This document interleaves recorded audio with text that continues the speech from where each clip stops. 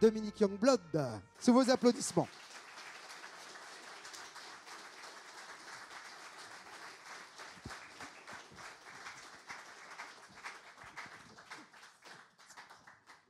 Dominique, mesdames et messieurs. Un, deux, allez, je te laisse. Pour une fois. Oui, d'accord, ça marche.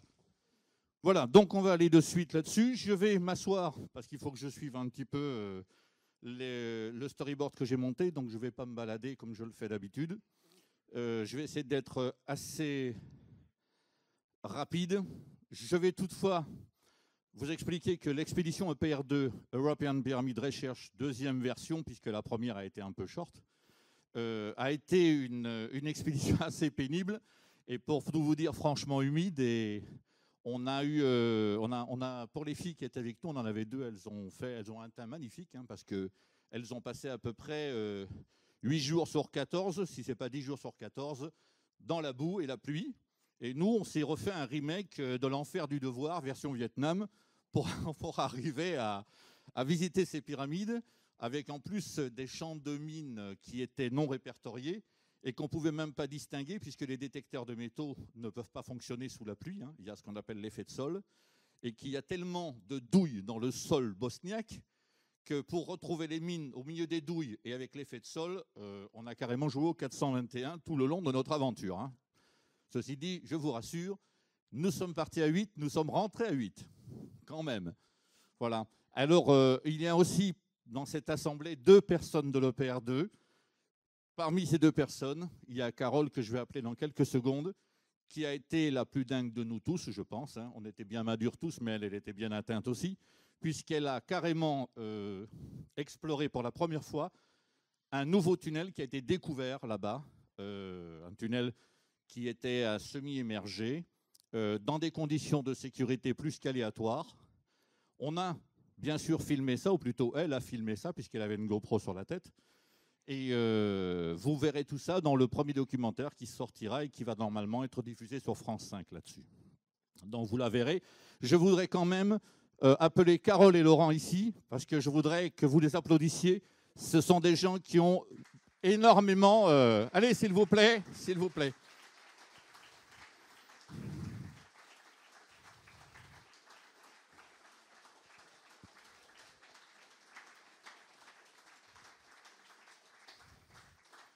Voilà, je vous présente donc la folle furieuse des tunnels, Carole, et Laurent, qui était une des personnes chargées des mesures sur place. Alors, pour que vous sachiez, pour la petite histoire, pour ceux qui iront désormais visiter les pyramides de Visoko, sachez qu'il y a un tunnel dans le labyrinthe Ravené qui porte désormais les initiales de Carole, qui a été une décision de la Fondation pour les pyramides de Bosnie. Et puis, c'était aussi un petit désir, un petit délire de notre part. On pense que c'est un minimum par rapport au risque que tu as eu. Tu veux dire un petit mot? Non, ça va? Elle est bien, elle est timide et tout. Voilà, écoutez, je vous remercie, je reprends. Mais je voulais quand même que vous fassiez connaissance. Et maintenant, on va passer directement au vif du sujet. Donc, on va vous expliquer tout simplement. On refait un petit tour de bilan pour ceux qui n'étaient pas là, pour ceux qui ne connaissaient pas, au cas où il y en aurait qui ne connaissent pas la vallée de Visoko et ses monuments. Nous allons refaire un petit tour rapide et puis ensuite, on va vous montrer ce que nous avons trouvé. Voilà, je l'ai. Hop. Alors évidemment, je ne me présente plus, je ne vais pas faire avec moi, donc voilà, je passe rapidement.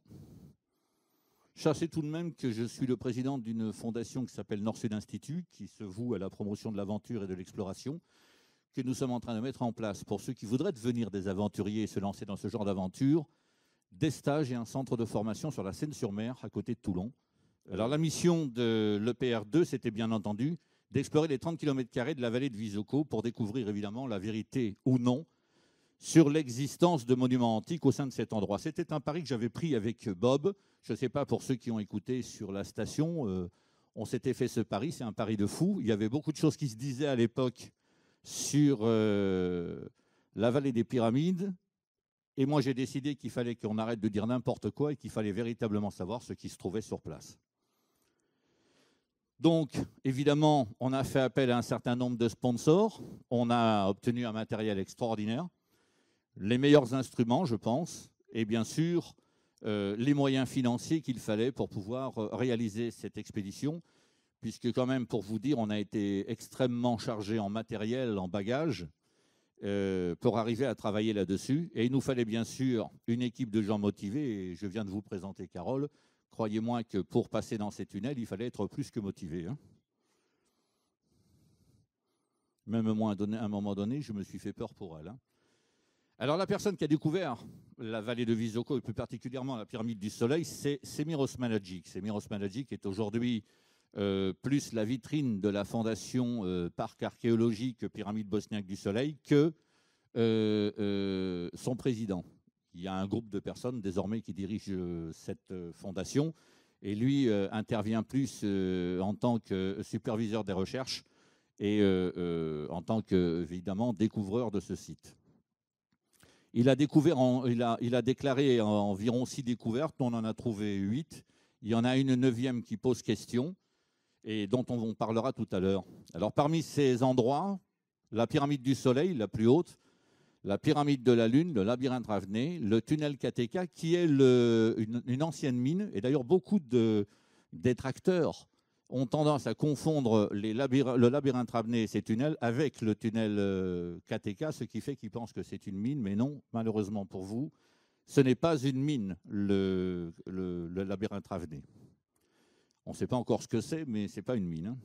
La pyramide du dragon, la pyramide de l'amour, bien sûr, le tumulus de Vratnica, le temple de notre mère la Terre, que j'ai préféré appeler Gaïa, puisque on peut éliminer ça et faire un condensé. Hein. Voilà. Il y a d'autres découvertes qui ont été faites, que je mets entre guillemets, parce que je pense que non seulement elles n'ont pas franchement un intérêt au point de vue de l'histoire, au point de vue du lieu, mais en plus, je ne pense pas du tout qu'en fait, ça en soit des monuments. Alors la pyramide du Soleil, pour faire court, vous la voyez ici sur le côté, c'est une pyramide quadrilatère de 220 mètres de haut. On l'a pratiquement mesurée, on n'a pas pu le terminer parce qu'en 14 jours, il nous aurait fallu facilement 1 mois de plus pour faire toutes les mesures, mais on a quand même obtenu des mesures de manière différente grâce à notre drone. C'est une colline terraformée qui aurait été... comment c'est présenté, je vous dirai ensuite ce que c'est, hein, enfin, ce qu'on pense que c'est. Une colline terraformée qui aurait été recouverte méthodiquement d'une sorte de béton d'argile aux propriétés piézoélectriques, compte tenu d'une très forte densité de quartz dans la vallée et sur ses flancs. On a fait plusieurs prélèvements. Ces prélèvements sont actuellement au laboratoire et tous révèlent déjà, dès maintenant, ce n'est pas encore finalisé les résultats, mais tous révèlent une forte proportion de quartz et de silice à l'intérieur de la matière. La vallée en est surchargée. Il pourrait donc y avoir des salles souterraines, des tunnels, dont certains pourraient communiquer avec le labyrinthe Ravné. Ça, c'est ce qui a été présenté jusqu'à présent par la Fondation. Nous, on n'a pas encore vu ni tunnel, ni salle souterraine, et je remets en cause, évidemment, les travaux de Bertolis concernant le géoradar qui a été effectué sur la pyramide, dans la mesure où chaque fois que j'ai voulu accéder aux pièces originales, évidemment, on n'a pas voulu me les présenter. Donc... dans le doute, je m'abstiens. Évidemment, il semble que la pyramide émette depuis son sommet une fréquence, une double fréquence, en fait une fréquence électromagnétique et en parallèle une fréquence ultrason. Alors la fréquence électromagnétique, nous on l'a identifiée en août 2013, on l'a repris en enregistrement cette année. On n'a pas encore traité les fichiers d'origine puisque l'année dernière, nous avons confié à un labo l'épuration des filtres et à un autre labo, à savoir le CETI, l'analyse du son pour vérifier s'il y avait une possibilité de forme d'intelligence dans les messages. Je ne sais pas pourquoi ça ne marche plus, là. Voilà. Cette année, on a décidé de remettre les fichiers non seulement au CETI, mais sans filtre, tels qu'on les a enregistrés. Et bien entendu, on les a remis aussi à Michel Barato, qui est le spécialiste, un bioacousticien, hein, qui est le spécialiste de tout ce qui touche les chiroptères, les chauves-souris, et tout ce qui touche les orthoptères, c'est-à-dire les cigales, grillons et autres sauterelles. En sachant que les résultats qu'on avait obtenus l'année d'avant, Michel Barato et Alain Guiot, qui est le responsable, c'est le plus grand acousticien français, membre du CNRS, et qui lui-même a récupéré les données qu'on vient de lui envoyer, avaient déjà, tous les deux, avaient déjà considéré que les fréquences étaient des fréquences à forte probabilité artificielle. Donc le problème à l'heure d'aujourd'hui, c'est que bien entendu, comme ça avait été filtré préalablement par un labo avant qu'ils aient les fichiers entre leurs mains et que les enregistrements ne duraient pas un temps suffisamment long pour que l'on puisse considérer effectivement qu'aucun animal serait en mesure de pouvoir émettre sur un temps aussi long ce son avec cette stabilité, on a refait ces enregistrements d'une durée supérieure à 360 secondes. Hein, il fallait 5 minutes, c'était les conditions sine qua non pour que ces instituts acceptent de faire des analyses, outre le fait qu'on leur donne les fichiers bruts, mais qu'en plus, ces fichiers soient un enregistrement de 5 minutes. C'est ce qu'on a fait et c'est ce qui leur a été expédié. On aura bientôt les résultats. Si nous obtenons les mêmes résultats que l'année dernière, alors bien entendu, nous serons face à un problème qu'il faudra ensuite régler. Pour la pyramide, on nous a donné un âge de 24 800 ans avant le présent. En ce qui concerne la pyramide de la Lune, le monument nous a été présenté comme une pyramide qui est à 3 pans, ce qui est vrai en plus. J'ai vérifié aussi par photosatellite, et spiralée de 190 mètres de haut, avec à peu près la même dimension sur le côté. La chose qui est intéressante, c'est que cette pyramide rappelle les pyramides spiralées que l'on retrouve en Andalousie, les pyramides de Camas. Maintenant, on nous a présenté ça comme un monument antédiluvien, hein, donc c'est-à-dire d'avant le déluge. Le déluge, vous pouvez le situer à environ moins 7600 ans avant le présent. Donc, c'est un élément historique. Hein. Le déluge biblique a été validé par Robert Ballard, le découvreur du Titanic, qui est océanographe de métier, et qui a fait des travaux dans la mer Noire et qui a pu ainsi vérifier qu'il s'est passé une catastrophe majeure dans cette zone, qui a englouti notamment la civilisation de Varna, qui se trouve sur les bords de cette mer, et qui a même englouti une grande partie du croissant fertile. Hein. On a des traces, et notamment Woolley l'avait découvert sur Our, à Sumer, d'un limon de plus de 2 mètres d'épaisseur, prouvant que pendant un certain nombre d'années, la zone avait été totalement inhabitée. Hein. Donc, pour celle-ci, on nous donne un âge de 12 580 ans. Ensuite, nous avons les labyrinthes ravenés. Donc, ça nous était présenté effectivement comme un véritable labyrinthe, et c'en est un. Il est constitué de dizaines de tunnels qui communiquent pour la plupart entre eux. Il existe des carrefours où on trouve effectivement des mégalithes, apparemment faits d'une céramique spéciale. Alors, je dis apparemment parce que, encore une fois, nous sommes là pour la vérité. Donc, on a fait un prélèvement. On vous en parlera un peu plus tard, un peu plus loin. On a fait un prélèvement qu'on a filmé. C'est même avec Semiros Magic qu'on a fait pour prouver que ça sortait bien. Et on a extrait une partie de la céramique du mégalithe K3 et d'un mégalithe qui n'a pas encore eu d'identification. Ensuite, évidemment, on trouve à l'intérieur donc ces mégalithes qui seraient des mégalithes donc artificiels et dont la fonction serait de produire des ions négatifs pour charger l'atmosphère du labyrinthe.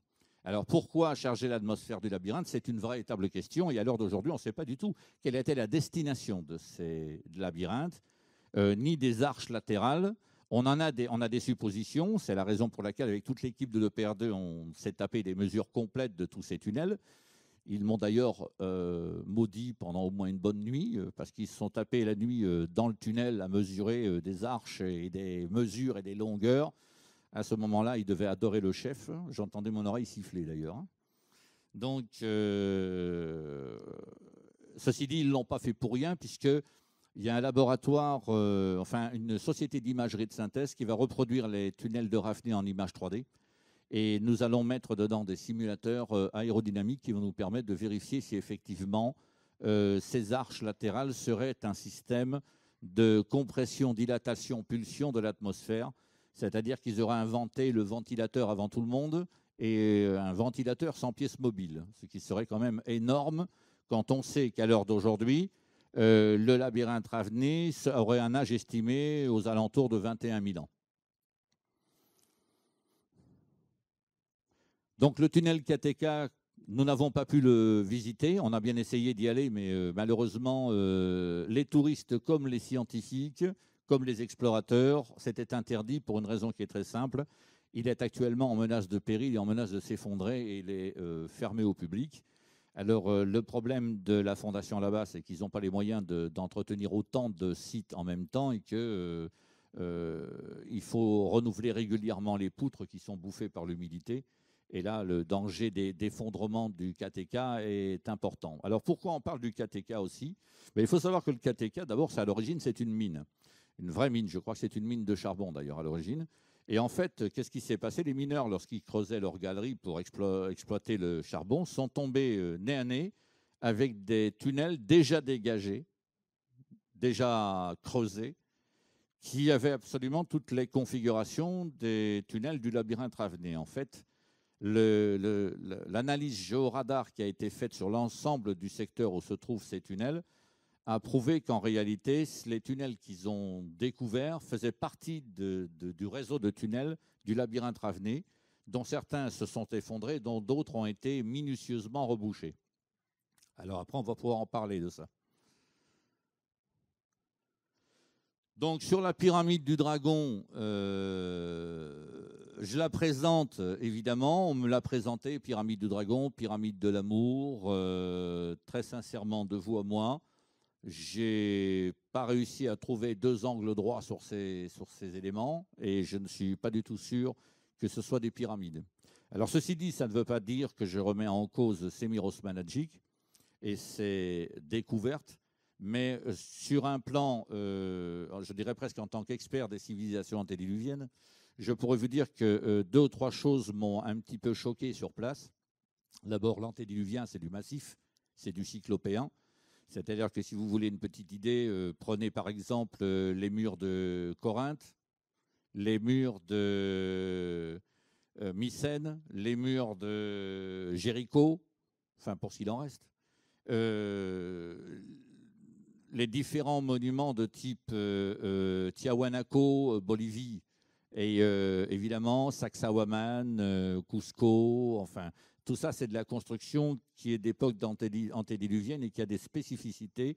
Gros blocs massifs non équarris, parfaitement polis et assemblés de telle manière qu'il n'y ait pas le moindre mortier, la moindre faille, la moindre perte d'étanchéité entre chaque pierre. Et là-bas, très honnêtement, et mon équipe pourrait le confirmer immédiatement, on n'a pas rencontré du tout la moindre pierre qui ressemble à ça.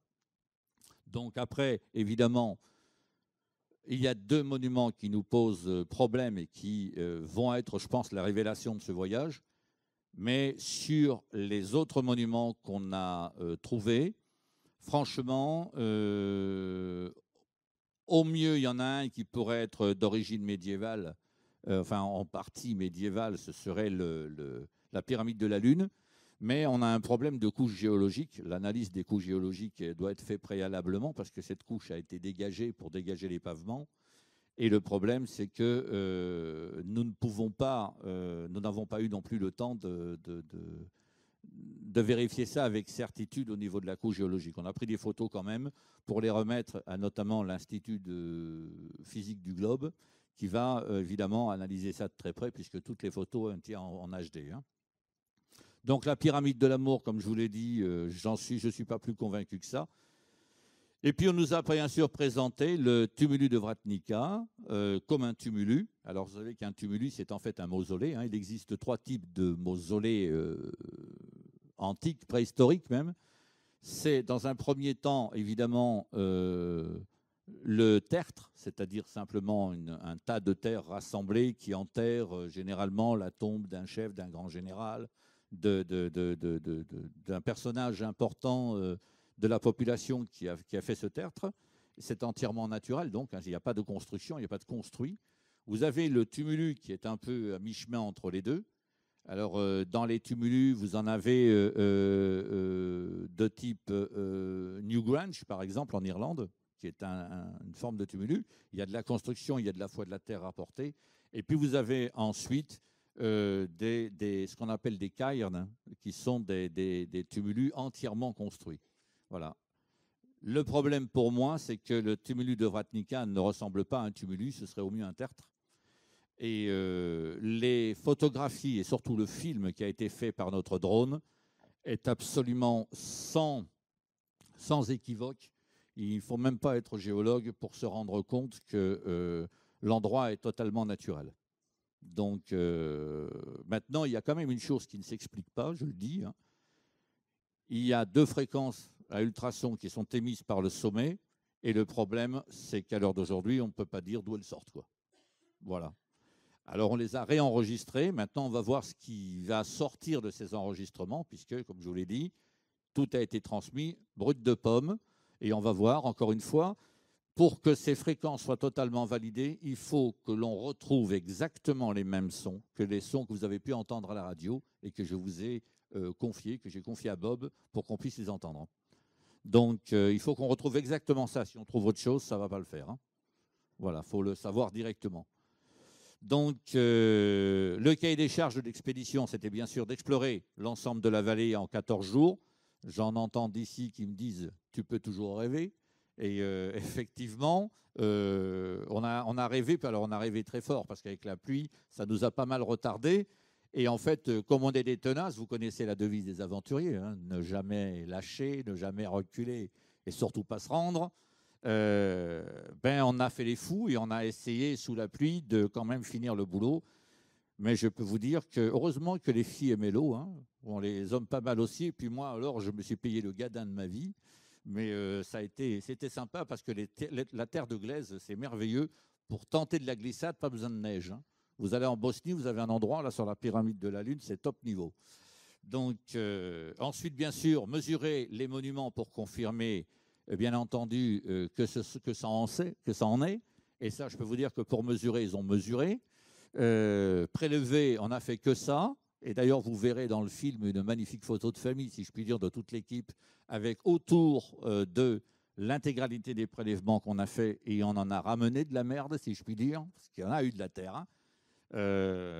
Et bien entendu, on a photographié le tout le plus précisément possible et filmé avec évidemment un nombre très impressionnant de samples, comme on dit.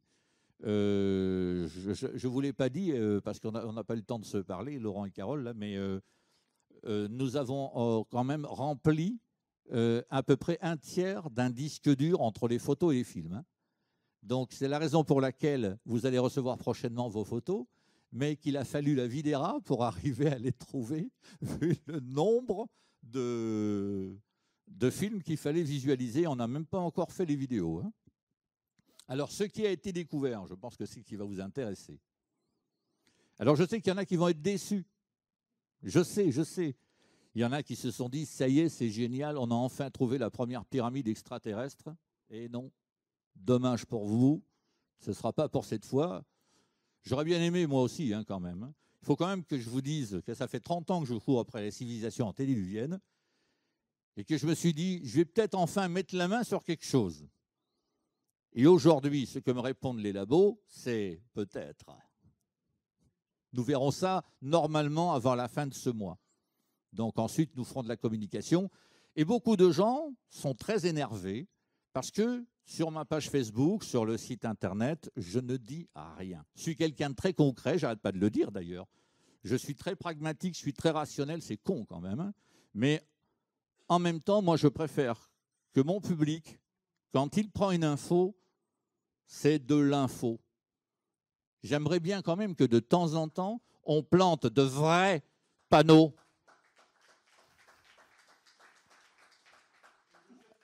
Ouais, c'est très important, mais comprenez bien qu'avec la profusion d'informations sur Internet, qui est pour moi du grand n'importe quoi, on trouve de tout là-dessus. Hein.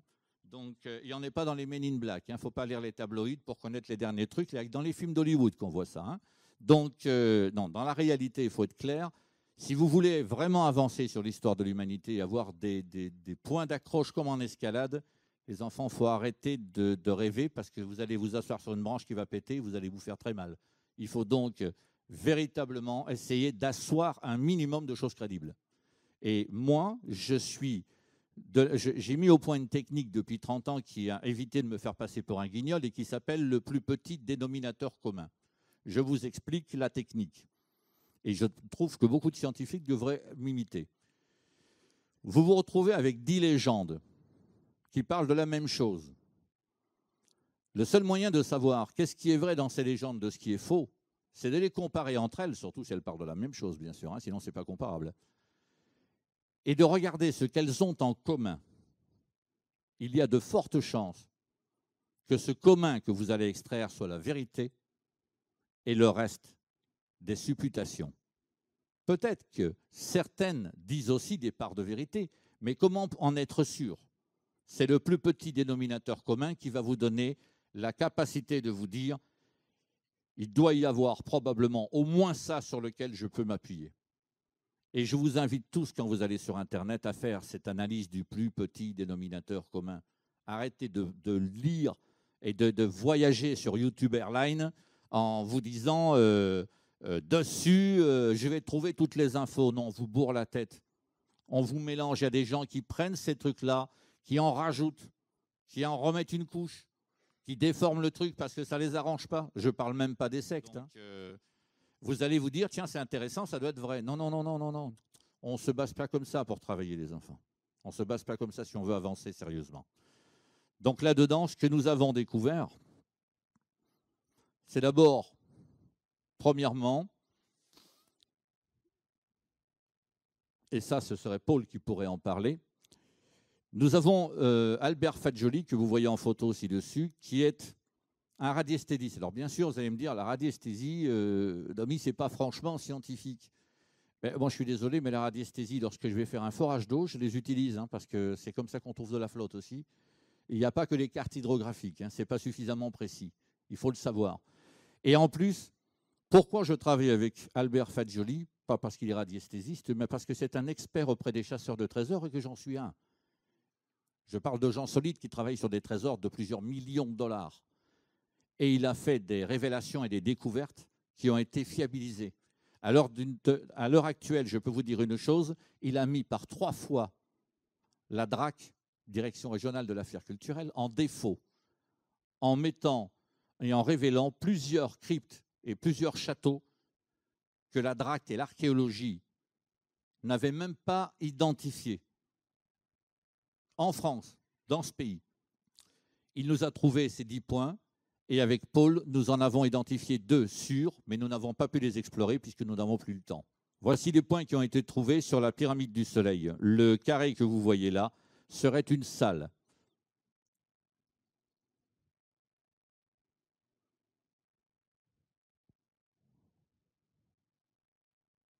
D'autant que ça affiche. Hein. Il est un peu antédiluvien l'ordinateur aussi, donc il ne faut pas vous affoler. Alors notamment, une chose que nous avons vue avec notre drone, c'est qu'effectivement, s'il pouvait rester sur cette image, ça aurait été bien, c'est qu'effectivement, la pyramide a bien 4 pans.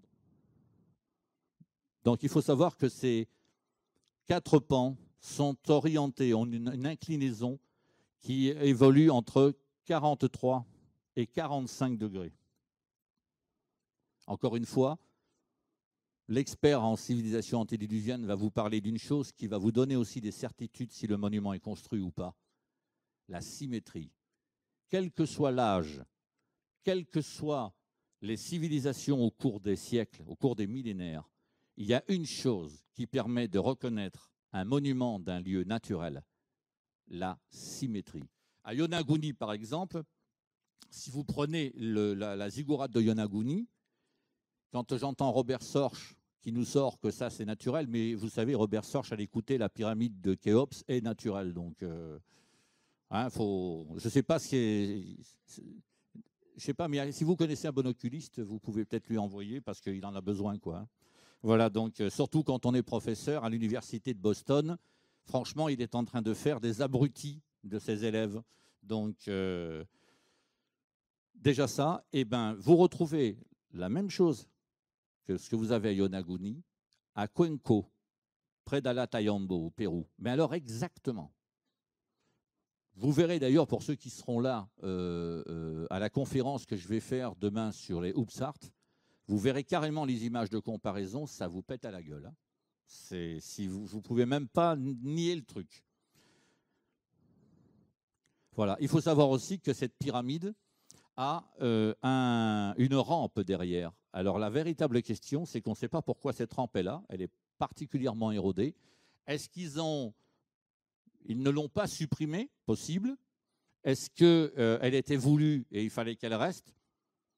On n'en sait rien. Même le survol du drone qui a tout filmé, cette rampe, nous a fait apparaître des zones cerclées, sans que ça soit des crop circles, je précise,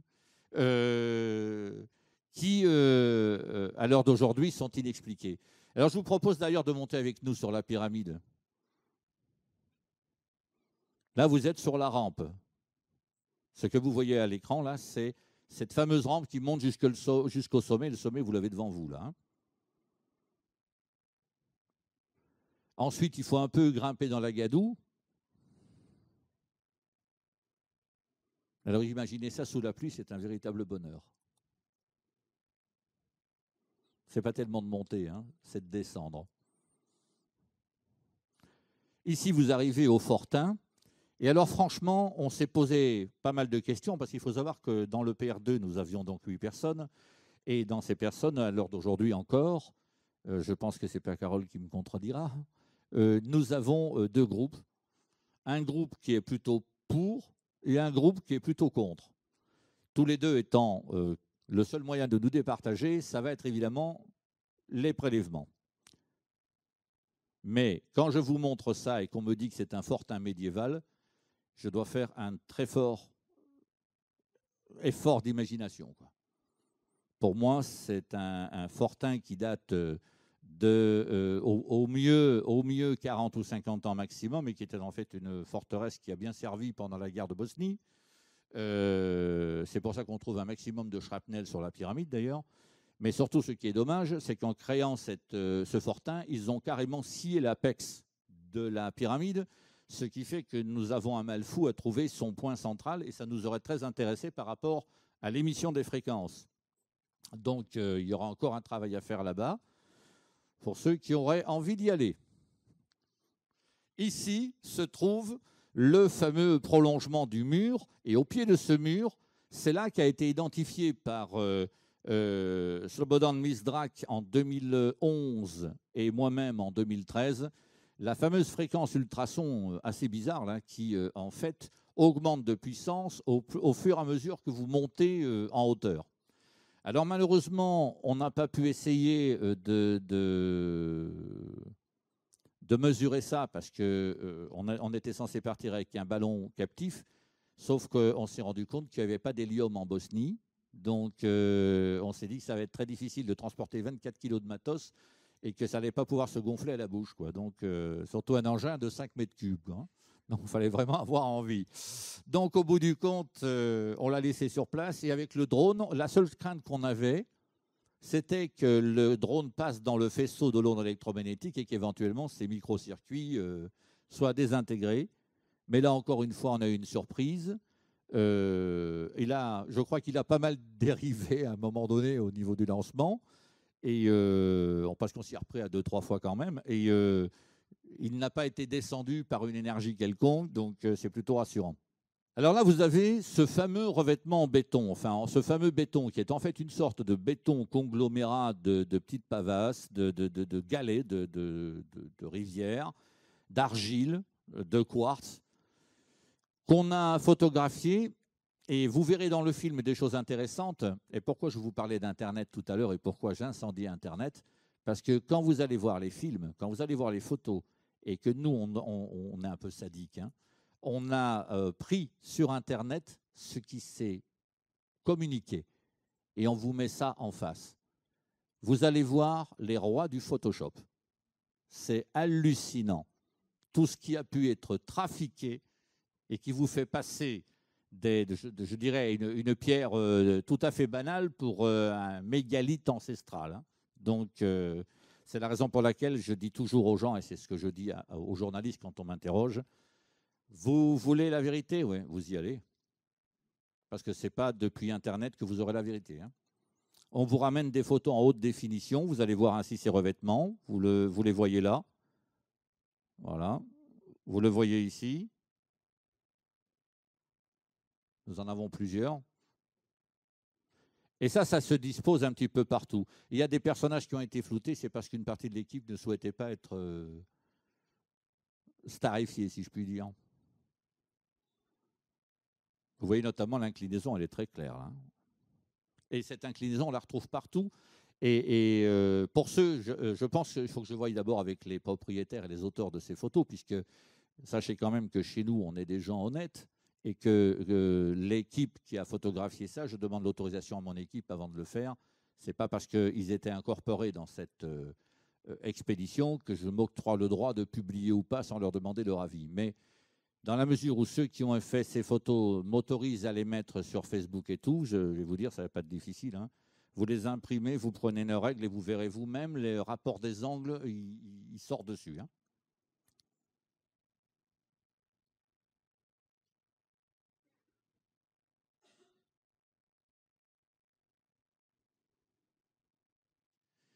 Premièrement, si ça a été du malaxé. Si ce n'est pas du malaxé, ça ne peut être que naturel. Et deuxièmement, selon ce qu'on va extraire, on devrait tomber sur des pourcentages proches de nombres entiers, ce qui est impossible dans la nature. Donc si on trouve un mélange qui donne par exemple du 30, 40, 30 ou 10, 20, etc., mais qui fasse un chiffre à peu près exact, c'est absolument impossible dans la nature. Donc pour eux, ce sera à ce moment-là complètement artificiel.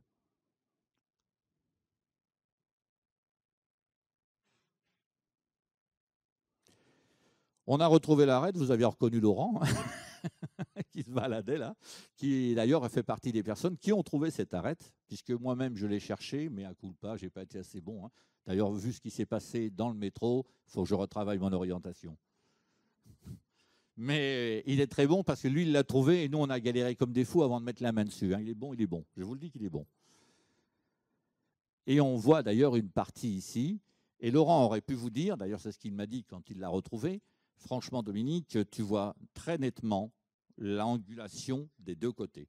Et quand vous regardez ensuite ce que vous verrez dans le film, le DJ, le drone qui prend le film au fur et à mesure qu'il monte, franchement, toutes les 4 faces vous apparaissent avec une netteté absolue. Hein. Donc ça se discute même plus. C'est d'ailleurs, le DJ était très bien parce qu'il a prouvé que la pyramide en était une et il a carrément flingué le tumulus de Vratnica de l'autre côté, quoi. Donc vous voyez ici la ligne de crête, hein, le pan, le côté de la pyramide, mais il y en a encore beaucoup à dégager là, c'est de la folie, hein, tout ce qu'il y a à dégager. Donc j'ai demandé évidemment à Semiros Managic de dégager au moins 4 côtés de la pyramide sur 8 mètres de long et 2 mètres de profondeur, de manière à mettre un point final aux discussions sur c'en est une, c'en est pas une. Si on trouve évidemment 4 côtés dégagés et structurés, je crois que ça éteindra la discussion sur c'en est une ou ça n'en est pas. Notre ami Paul, qui a d'ailleurs flingué son marteau à force de taper sur des cailloux, parce que c'est de la bonne construction l'antique. Hein. J'ai remarqué que plus vous remontez dans le temps, mieux c'est fait, et plus on descend, plus on est en dégénérescence. Hein. On va finir avec des maisons en papier, je vous le dis, moi. Donc, des points hein, sur la pyramide de la Lune, qui ont été trouvés toujours par Fagioli, qui demandent à être explorés. Voilà, par exemple, ce qu'on a trouvé sur la pyramide de la Lune. Ça, c'était moi bien trempé, d'ailleurs. Oui. Juste avant, j'avais fait un bain de boue, hein, donc c'est normal. Et comme vous voyez, la piscine est offerte là-bas. Donc, une chose aussi qui n'est pas possible en matière antédiluvienne, vous ne pouvez pas tomber sur des cailloux comme ça.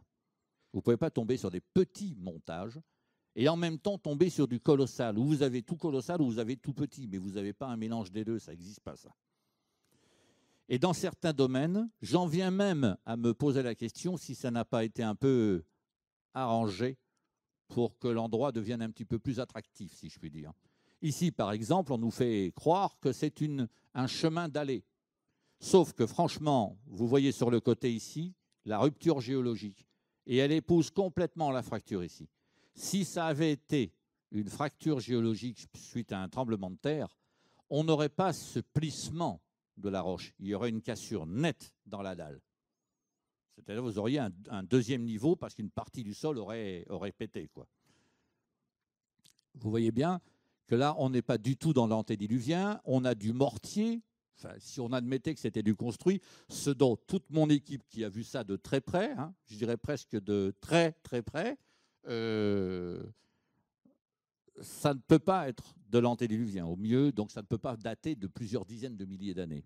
Là, vous avez un chemin qui est censé être dallé, sauf que s'il y a un chemin, il faut bien qu'il mène quelque part et qu'il part de quelque part. Il part de nulle part et il arrive nulle part.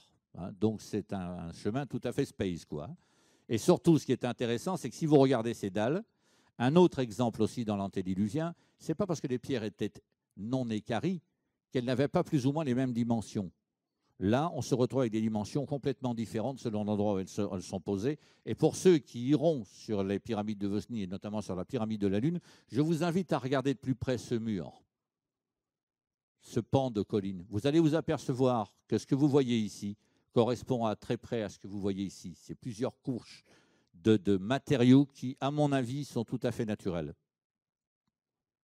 Et encore une fois, comme je vous dis, vous voyez ici, on pourrait, admettons que ce soit de l'antédiluvien, comment nous pourrions trouver ça et ce qu'il y a juste à côté, pratiquement au même endroit, datant de la même époque, c'est impossible. On est dans le paradoxe temporel, encore une fois. Donc, pour les pyramides du Dragon et les pyramides de l'amour et tout, je vous dis franchement, j'y crois pas, mais alors pas du tout. Et je pense que les prélèvements et toutes les mesures qu'on a faites vont finir par enterrer ces monuments définitivement, même si Fadjoli nous a trouvé quelque chose du côté de la pyramide du Dragon, mais pour l'instant, nous n'avons pas visité. N'oublions pas que ce sont des points de localisation radiesthésique. Donc, il y a toujours une part de possibilité d'erreur. Concernant le labyrinthe de Ravenay, l'équipe est donc forcément divisée pour cause, mais la partie, on va dire, pro, hein, pas anti, la partie pro dont je fais partie, pense que les tunnels du labyrinthe de Ravenay sont conçus comme une machine à peusser l'atmosphère, puisque les trolls nous ont dit « mais il doit y avoir des failles dans les murs, il doit y avoir des cheminées d'aération ». Vous voulez poser la question à Carole et Laurent, ils ont adoré la nuit dans le tunnel. Je peux vous dire que s'il y avait des failles ou des cheminées, ils les auraient repérées parce qu'ils ont galéré toute une nuit là-dedans. Hein. Donc, non, il n'y a ni faille, ni prise d'air. Et pourtant, l'air circule jusqu'au fond des 900 mètres avec une température parfaitement stabilisée à 12 degrés. Et ça ne s'explique pas.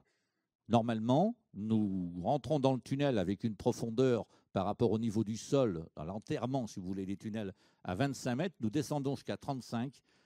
Techniquement, on devrait avoir un réchauffement de la température. Voilà. Je vais donc, là, je n'ai pas pu vous montrer tout ce qu'on avait fait en U-Counter. Je vais essayer de faire passer très, très vite les images. Je suis désolé, les enfants, de vous le voyez comme ça. J'essaierai de vous faire passer tout ce qu'on a fait. On a mesuré les ions sur le K2. Hein, je vais faire très, très, très vite là. Voilà, sur le K5, le dernier monument qui a été trouvé, qui a été baptisé d'ailleurs NSI, qui sont le cycle de Nord-Sud Institut, puisqu'il a été trouvé le jour du départ de la première expédition. Donc, comme quoi on doit porter chance à la fondation là-bas. Le débat, le micro est ouvert, on m'entend? Le débat est lancé? Oui, on y va. On peut y aller parce que voilà, on y va. On a 10 minutes de débat, on a 2 micros. Il y a Mathieu qui sera sur le fond et moi sur le devant. Allons-y. Alors, question courte, réponse courte aussi, très pas trop courte long, aussi. Comme ça, Okay, il y a un maximum de personnes qui vont intervenir. Je fais quoi? Je fais du oui, non, je fais du binaire. Voilà, c'est ça. Allez, on y va, d'accord. Le micro arrive. Oui, bonjour, Denis de Tours, bonjour. Oui. Denis, vous pouvez vous lever, on vous voit quand même. Bah, ah oui, d'accord. Il est debout déjà. Hein. Il était déjà debout. Hein. D'accord. C'est bon là? Ouais, non, ça va, vous là, voyez, je te vois. C'est bien, c'est bien. Tu peux te remettre en place, Denis, c'est bon, non mais... Pas de problème, on s'adapte. J'aurais voulu savoir quelle est l'attitude du gouvernement bosniaque vis-à-vis de cette situation. Alors, le gouvernement bosniaque, d'abord, nous a mandatés, puisqu'il nous a demandé un rapport circonstancié sur notre expédition pour savoir si, oui ou non, ces pyramides, c'est du vrai ou c'est du flan. Il attend d'ailleurs le rapport et bien sûr le résultat des prélèvements. Son attitude pourrait changer radicalement jusqu'à présent et depuis 2005, il n'a jamais soutenu la fondation pour les pyramides de Bosnie. Ceci dit, lors de notre départ de l'EPR 1, lorsqu'on est parti, 2 semaines plus tard, Semir Osmanagic avait la visite de deux ministres du gouvernement pour savoir ce que j'étais venu faire là-bas. Et depuis, on a eu pas mal de choses. Je ne sais pas pour ceux qui ont suivi les 5 minutes sur Bob, Bob vous dit toute la vérité pendant qu'on était en expédition, mais on a eu droit à l'OTAN, on a eu droit au FMI. Hein. Donc, à l'heure d'aujourd'hui, le gouvernement bosniaque attend en fait la validation et selon le cas, il apportera son soutien financier et même plus, je pense, à la Fondation. Excellente question, merci. Une question au fond, une question devant, comme ça on va essayer d'équilibrer, même si devant ils ont l'air plus timides. Vous avez le micro, bah allez-y alors. Merci, donc, je m'appelle Aurélien. J'aurais salut quelques Aurélien. questions pour faire taire un peu ce qui traîne sur Internet. Est-ce que vous avez découvert des traces d'écriture, de restes humains? Est-ce que vous avez découvert des artefacts? Et qu'en est-il au sujet, il me semble avoir entendu ça dans l'émission chez Bob, de la découverte de sortes de gros galets ou gros cocons en pierre? Vous parlez en fait des mégalithes en céramique ou pas? Alors je vais essayer de répondre très rapidement, effectivement. Non, alors on va y aller. Pas rapidement, mais en tout cas. Non, mais pas de trop toute long. façon, alors c'est très simple. Concernant les écritures, j'ai bien vu une pierre avec des écritures, je n'ai pas pris la peine de l'interpréter. Et personnellement, je ne crois pas aux écritures qui sont sur place, surtout quand elles me racontent une porte des étoiles. Hein, je ne m'appelle pas Jack O'Neill, quoi. Donc, franchement, côté écriture, je n'ai pas eu de preuves écrites. J'ai bien vu des artefacts, on a visité le musée, on a pris des photos, on les a vus. Pour bon nombre, ils ne sont pas à mes yeux, mais je ne suis pas, je vous rappelle, archéologue. Et je le dis et je l'insiste parce qu'il y a des tas de gens qui pensent que je suis archéologue. Je suis juste un érudit en matière d'histoire des civilisations antiques et pré-antiques, mais ça ne fait pas de moi quelqu'un qui peut parler au nom de l'archéologie. C'est d'ailleurs la raison pour laquelle j'ai remis les travaux qu'on a faits dans les mains de scientifiques et c'est eux qui apporteront les réponses. Mais ce que je peux dire de toute façon, c'est qu'au niveau des artefacts, je n'ai pas rencontré des artefacts au musée qui aient été suffisamment convaincants, sauf peut-être 2-3 qui sont quand même inquiétants. Par contre, je peux vous annoncer une nouvelle et je vous laisserai sur votre faim parce que nous attendons d'abord les réponses du musée de Hambourg. Nous avons trouvé sur place, et là je vais en enterrer quelques-uns des trolls parce que si c'est confirmé par Hambourg, je vais vous satelliser mes enfants. Vous savez peut-être que dans le musée de Hambourg, en 1959, l'archéologue Matz a trouvé lors de l'excavation du métro, quand il creusait le métro, des statues qui dataient apparemment de 100 à 200 000 ans. J'ai ces photos, vous les verrez dans la conférence sur les Hoop Arts. J'ai réussi à les obtenir, mais j'ai mis des années, puisque quand j'ai écrit Civilisation antédiluvienne en 2007, j'avais présenté ce sujet des statues de Hambourg qui avait déjà été présenté en tout premier par Jacques Bergier dans Le Matin des magiciens. Et j'ai été vérifier cette information, il s'est avéré que c'était vrai, mais malheureusement, ces artefacts se sont évaporés. Ce que je sais par contre, c'est que j'ai récupéré ces photos, j'ai mis le musée de Hambourg devant ces photos, devant ses responsabilités, et c'est extraordinaire.